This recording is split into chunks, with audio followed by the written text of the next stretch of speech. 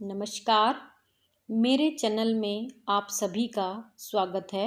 मैं डॉक्टर अंजू ओझा आज आपको यायावरी पशुचारण, पशुधन संवर्धन तथा व्यापारिक पशुचारण के बारे में बताने जा रही हूँ। इसके पूर्व के वीडियो में हमने विटलसी की कृषि व्यवस्थाओं के बारे में पढ़ा, जिसमें उन्होंने 13 प्रकार की कृषि व्यवस्थाओं के बारे में हमें बताया। तो यहाँ हम देख रहे हैं यायावरी पशुचारण किसे कहते हैं। यायावरी पशुचारण कृषि पारिस्थितिकी व्यवस्था है जो मुख्यतः परिवार की खाना, कपड़ा, आवास और मनोरंजन की ज़रूरतों को पूरा करने के लिए की जाती है। पशुचारण का यह सरलतम रूप है, यानी ये जो कृषि पारिस्थितिकी व्यवस्था है मुख्यतः परिवार की जो बेसिक नीड्स होती है उसको पूरा करने के लिए की जाती है और ये पशुचारण का एक सरलतम रूप होता है। यायावर पशुचालक अपनी जीविका के लिए भेड़, बकरी, मवेशी, ऊंट, घोड़े, रेंडियर आदि पशुओं पर निर्भर करते हैं। यानी जो यायावर पशुचालक होते हैं वो अपनी जीविका के लिए पशुओं पर निर्भर करते हैं। यहाँ आप इस स्लाइड में देख पा रहे हैं कि यायावर पशुचारण का जो क्षेत्र है वो दिखाया गया है मानचित्र के द्वारा। पशुओं के समूह भिन्न भिन्न प्रदेशों में भिन्न भिन्न होते हैं। शुष्क कटिबंध में भेड़, बकरी सामान्य पशु है, जबकि मवेशी उष्ण व शुष्क जलवायु में नहीं मिलते। पशुओं के लिए पानी व चारा की उपलब्धि उनका किसी एक स्थान पर टिकने की अवधि निर्धारित करती है कि पशु किस स्थान पर कितनी देर रुकेंगे। उसका सीधा जो संबंध होता है कि उस स्थान पर चारा और पानी कितनी मात्रा में उपलब्ध है। जैसे ही चारा और पानी खत्म हो जाएगा वो आगे मूव कर जाते हैं। एक स्थान से दूसरे स्थान को यायावरी किस दिशा में गमन करेंगे, इसका निर्णय प्राकृतिक रूप से पशुओं के लिए उस दिशा में उपलब्ध वह चारा करते हैं। अब वो आगे उनका जो पशुपालक या पशुचारण जो होंगे उनका जो मोमेंट होगा वो किस डायरेक्शन में होगा, ये डिपेंड करेगा कि किस दिशा में उनके लिए जल व चारा उपलब्ध है। यायावरों का आवास उनका तंबू है, जिसे वे चाहे जहाँ सरलता से ले जा सकते हैं। तो ये जो लोग होते हैं वो तंबुओं में निवास करते हैं और तंबुओं को वो आसानी से एक जगह से दूसरी जगह पर ले जा सकते हैं। यायावर पालकों पशुओं का दल आकार व स्वरूप में घटता बढ़ता रहता है। यानी यायावर पालक होते हैं उनके पशुओं का दल जो है वो आकार और स्वरूप उनका घटता बढ़ता रहता है। कभी उनके पशु कम हो जाते हैं, कभी उनके पशु ज़्यादा हो जाते हैं। पशुधन पर परिवारों का स्वामित्व होता है और परिवार जातियों के समूह होते हैं। जो पशुधन होता है उस पर पर्टिकुलर किसी परिवार का स्वामित्व होता है और परिवार एक सेम जाति का समूह होता है। यायावर खाद्य पदार्थों के लिए पशुओं पर निर्भर है, अर्थात वे दूध, दही, पनीर, मक्खन व मांस खाते हैं। पशु उनकी आवश्यकता की सामग्री पूर्ति के महत्वपूर्ण स्रोत होते हैं। तो ये जो यायावर होते हैं वो फुली डिपेंड होते हैं पशुओं पर। पशुओं से उन्हें दूध, दही, पनीर, मक्खन, ये मांस इत्यादि पदार्थ मिलते हैं। यायावर पशुपालकों के क्षेत्र प्राय अर्धशुष्क जलवायु वाले विभिन्न भागों में पाए जाते हैं। उन्हें 3 भागों में बांटा जा सकता है। नंबर 1 है मध्य एशिया, नंबर 2 है दक्षिण पश्चिम एशिया व उत्तरी अफ्रीका और नंबर 3 है टुंड्रा। यहाँ आप इस स्लाइड पर देख पा रहे हैं यायावरी पशुचारण को दिखाया गया है फोटो के माध्यम से। अब हम बात करते हैं पशुधन संवर्धन के बारे में। पशुधन संवर्धन क्या होता है? चौरस धरातल के मैदानी क्षेत्रों में जहाँ प्राकृतिक घास के क्षेत्र बहुतायत से उपलब्ध है, पशुधन संवर्धन प्रचलित है। यानी ये उस क्षेत्र में पाया जाएगा जहाँ पर घास के मैदान बहुत मात्रा में उपलब्ध है।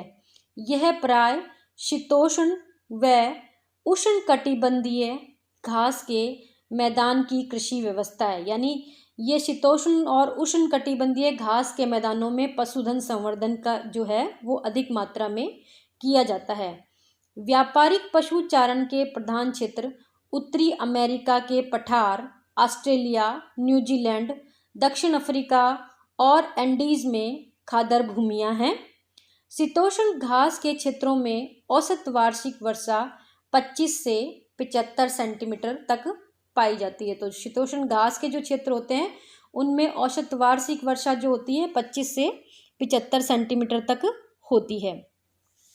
उत्तरी अमेरिका के शीतोष्ण घास के प्रदेश जिनका नाम है प्रेरीज, संयुक्त राज्य अमेरिका के पश्चिमी भागों में, कनाडा के मैदान व उत्तरी मैक्सिको में पाए जाते हैं।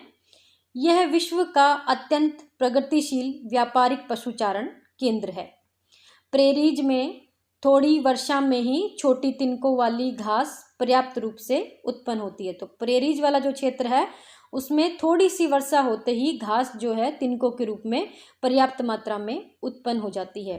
दक्षिणी अमेरिका में पशु संवर्धन अर्जेंटीना, यूरुग्वे और दक्षिणी ब्राजील के शीतोष्ण घास के मैदानों में प्रचलित है। तो ये एरिया बताया गया है जहाँ जहाँ पशुधन संवर्धन प्रचलित है। यहाँ आप इस स्लाइड पे देख पा रहे हैं पशुधन संवर्धन के क्षेत्र को दिखाया गया है मानचित्र के द्वारा। अर्जेंटीना में पराना व यूरुग्वे नदियों के मध्य ऊंचे नीचे धरातल वाले पंपा क्षेत्र और पेंटागोनिया व टेरा डेल फ्यूगो उत्तम कोटि के व्यावसायिक चारागाह हैं। वर्षा की मात्रा पंपा में औसतन 50 से 100 सेंटीमीटर वर्ष भर समान रूप से वितरित पाई जाती है। तो जो वर्षा होती है वो पंपा में 50 से 100 सेंटीमीटर और वर्ष भर समान रूप से वितरित होती है। और यहाँ की शीत जलवायु दशाएं एक प्रकार की जो घास है वो है अल्फाफा जैसी उत्तम कोटि की घासों के उत्पादन को बढ़ा देती है। तो जो वर्षा होती है वो 50 से 100 सेंटीमीटर वो इस घास की के उत्पादन को बढ़ावा देती है। दक्षिणी ब्राजील में भी अच्छे चारागाह हैं और यहाँ की जलवायु दशाएं भी वर्ष भर पशु चारण के लिए उपयुक्त है। तो जो दक्षिणी ब्राजील में भी चारागाह जो हैं वो अच्छे पाए जा रहे हैं और जलवायु दशाएं पशु चारण के उपयुक्त होती है। यहाँ आप इस स्लाइड पे देख पा रहे हैं प्रेरीज और पंपा को दिखाया गया है चित्र के माध्यम से या फोटो के माध्यम से। इस स्लाइड पे हमने इनको दिखाया है। ब्राजील की लगभग 1/4 मवेशी व 2/3 भेड़ें दक्षिणी ब्राजील में पाली जाती हैं। यहाँ से ठंडा बर्फ में जमा मवेशी मांस यूरोपीय देशों को भेजा जाता है। ऑस्ट्रेलिया एक महत्वपूर्ण व्यापारिक पशु चारण देश है। यहाँ लगभग 12 करोड़ भेड़ें विश्व की मंडी में लगभग 50% ऊन निर्यात के लिए उपलब्ध कराती है। इसके प्रधान चारागाह दक्षिण पूर्व और पश्चिमी ऑस्ट्रेलिया में स्थित है। जो प्रधान चारागाह हैं वो दक्षिण पूर्व और पश्चिमी ऑस्ट्रेलिया में पाए जाते हैं।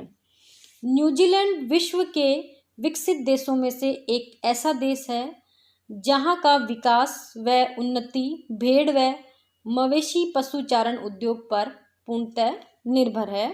प्रत्येक व्यक्ति के पीछे न्यूजीलैंड में लगभग 20 भेड़ें और 2 मवेशी पाए जाते हैं।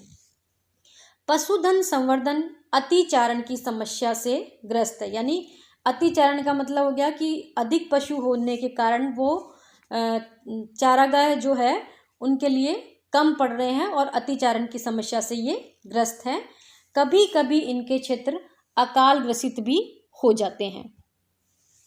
यहाँ आप इस स्लाइड्स पे देख रहे हैं पशुधन संवर्धन को दिखाया गया है फोटो के माध्यम से। अब हम बात कर रहे हैं व्यापारिक पशुचारण के बारे में। व्यापारिक पशुचारण उष्णकटिबंधीय घास के प्रदेशों में सवाना में प्रचलित है। यानी सवाना क्षेत्र में व्यापारिक पशुचारण प्रचलित है। यहाँ लगभग 100 सेंटीमीटर औसत वर्षा होती है। तो यहाँ सवाना में जो वर्षा होती है वो लगभग 100 सेंटीमीटर होती है। सवाना घने उष्ण जंगलों व मरुस्थलों के मध्य स्थित है। इसकी शुष्क सीमाओं पर मरुस्थल है। यहाँ वर्षा का काल उष्ण ऋतु की छोटी अवधि का होना व अच्छी वर्षा होती है। यानी यहाँ जो वर्षा होती है वो 100 सेंटीमीटर के लगभग होती है, परंतु अधिक अवधि वाली गर्म ऋतु में शुष्क दशाएं व कम वर्षा यहाँ की विशेषता है। यानी गर्म ऋतु में क्या होगा, यहाँ पर वर्षा कम होगी। ऐसी मौसम दशाएं यहाँ घास उत्पादन में सहायक है। तो ऐसी दशाएं जो होती है उसमें और कोई पौधा या वनस्पति नहीं पनप सकती है, घास जो है वो जल्दी पनप जाती है, परंतु जंगलों का विकास इसके अनुकूल नहीं है। सवाना घासें अच्छी लंबी प्राय व्यक्ति की लंबाई से अधिक पाई जाती है। जो सवाना घास होती है वो 6 फीट से भी ऊपर लंबी होती है। कहीं कहीं घासों की लंबाई छोटे वृक्षों की टहनियों को छू जाती है।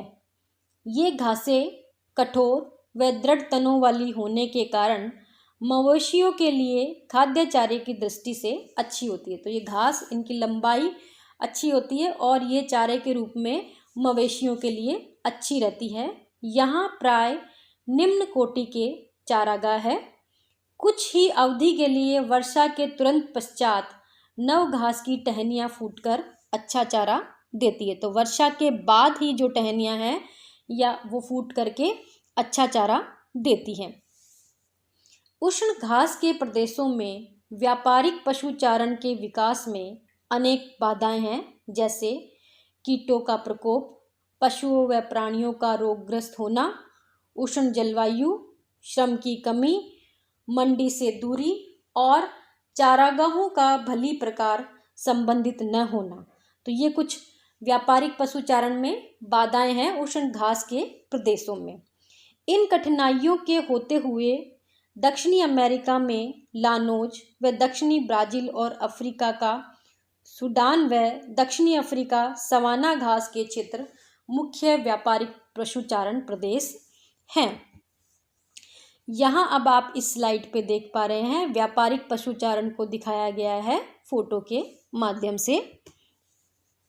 अब इस स्लाइड पे आप देख रहे हैं कि कृषि भूगोल से संबंधित बुक्स के बारे में बताया गया है कि आप और भी यदि अध्ययन करना चाहें तो आप इन बुक्स का रेफरेंस लेकर के अध्ययन कर सकते हैं। और इसी के साथ हमारा यह विषय यहीं पर समाप्त होता है। अंत में आप सभी का धन्यवाद। मेरे चैनल को लाइक एवं सब्सक्राइब करना ना भूलें। अंत में आप सभी का पुनः एक बार धन्यवाद।